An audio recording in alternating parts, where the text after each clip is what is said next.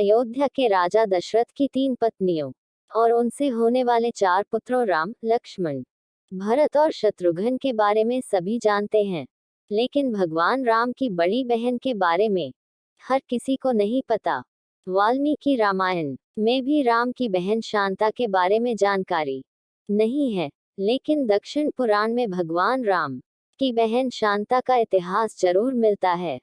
भगवान राम की बहन शांता का सच यह है कि शांता राम की बड़ी बहन और माता कौशल्या की बेटी थी। वह बहुत ही सुंदर और हर कार्य में निपुण थी। शास्त्र से लेकर पाककला तक में एकदम पारंगत थी। वहीं रानी कौशल्या की बहन थी रानी वशिनी, जिनका विवाह अंग देश के राजा रोमपद के साथ हुआ था।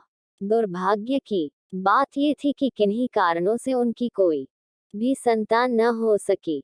एक दिन वशिनी राजा रोमपद के साथ कौशल्या से मिलने अयोध्या आई। जब सभी एक साथ बैठकर भोजन कर रहे थे, तभी वशिनी ने दशरथ की पुत्री शांता की शालीनता और कार्यकुशलता से मोहित होकर अपनी एक इच्छा प्रकट की।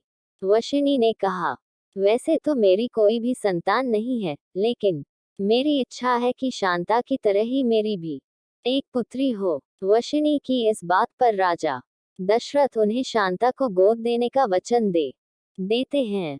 इस प्रकार राजकुमारी शांता अंग देश के राजा रोमपद की पुत्री बन जाती है।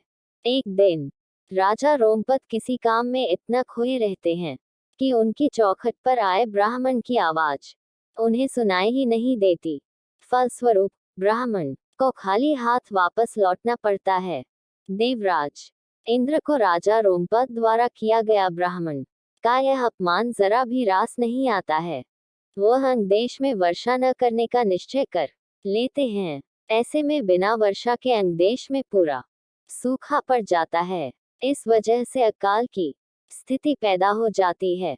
इस समस्या से उबरने के लिए राजा रोमपद ऋषि श्रंग के पास जाते हैं और उनसे इस समस्या का उपाय पूछते हैं। ऋषि राजा को यज्ञ कराने की सलाह देते हैं, जिससे रूठे इंद्रदेव को मनाया जा सके। राजा रोमपद ऐसा ही करते हैं और यज्ञ करने के बाद अंग देश में पुनः वर्षा होती है। इससे अंग देश में आई समस्या का अंत होता है।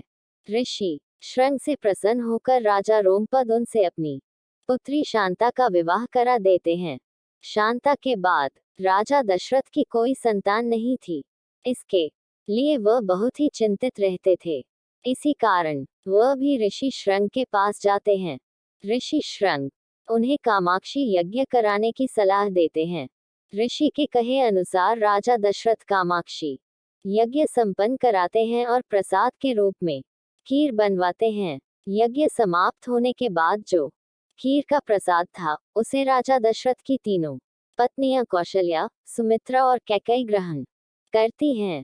कामाक्षी यज्ञ के प्रताप से रानी कौशल्या को पुत्र के रूप में राम, कैकेयी को भरत और सुमित्रा को लक्ष्मण व शत्रुघ्न की प्राप्ति होती है। चारों पुत्रों को अपनी बहन शांता के बारे में कुछ भी मालूम नहीं होता है। समय के साथ धीरे धीरे राम को अपनी माता के दुख का पता चलता है। साथ ही भगवान राम की बहन शांता के जीवन का सच, जो कोई नहीं जानता था, राम को मालूम हो जाता है। बहन शांता के बारे में जानने के बाद राम अपनी मां को बहन शांता से मिलवाते हैं और सभी पुराने मतभेदों को दूर कर एक साथ रहने का वचन देते हैं। अगर आपको ये वीडियो अच्छा लगे तो एक लाइक कर देना, सब्सक्राइब कर देना और घंटी का बटन दबा देना।